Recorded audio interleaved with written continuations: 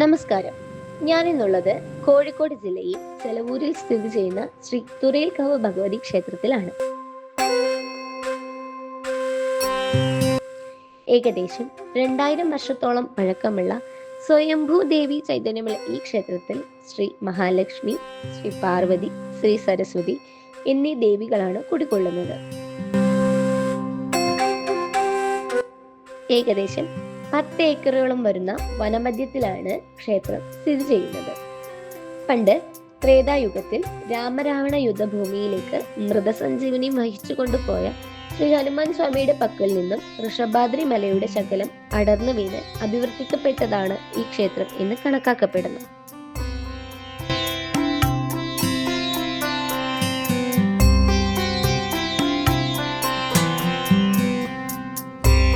മൺമറഞ്ഞു പോയതാണെങ്കിലും ദേവീ ചൈതന്യം ചാരം മൂടിയ ഒരു കണിക്കട്ട പോലെ പ്രകൃതിയുടെ പഞ്ചപൂജകളും വാരന്മാരുടെ പുഷ്പാർച്ചനകളും ഏറ്റുവാങ്ങി അണയാതെ കിടക്കുകയും പൂവ കിളക്കാനെത്തിയ സ്ത്രീകളെ നിമിത്തരാക്കി സ്വയംഭൂവായി ഉദ്ഭവിക്കുകയും ദേവീ ചൈതന്യം തുറക്കപ്പെട്ട ഈ സ്ഥലത്തിന് പിന്നീട് തുറയിൽക്കാവ് ദേവീക്ഷേത്രം എന്ന് പേര് വന്നു എന്നുമാണ് ഐതിഹ്യം.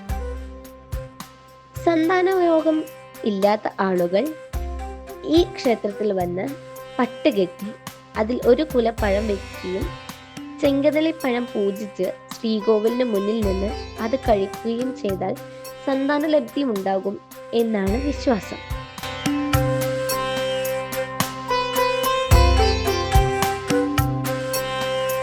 അതുപോലെ പ്രധാനപ്പെട്ട ഒരു ചടങ്ങാണ് ഇവിടെ കുരങ്ങൂട്ട്. ക്ഷേത്രത്തോളം തന്നെ പഴക്കം പറയാവുന്ന ഒരു പറ്റം വെള്ളക്കുരങ്ങന്മാർ തലമുറകളായി ജീവിച്ചു മരിച്ചുകൊണ്ട് കോട്ടയിൽ കൂടുന്നുണ്ട്.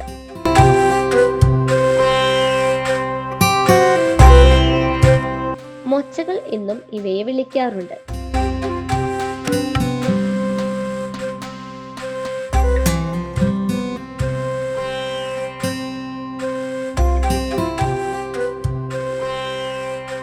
ഭഗവതിയുടെ താല്പര്യത്തോളം വാത്സല്യത്തോടും വളർത്തുന്ന ഈ മൊച്ചകളെ അവർക്ക് ഭക്ഷണം കൊടുത്താൽ ദേവീപ്രസാദം ലഭിക്കാൻ എളുപ്പമായ മാർഗം എന്നാണ് ഇവിടുത്തെ ആൾക്കാർ വിശ്വസിക്കപ്പെടുന്നത്.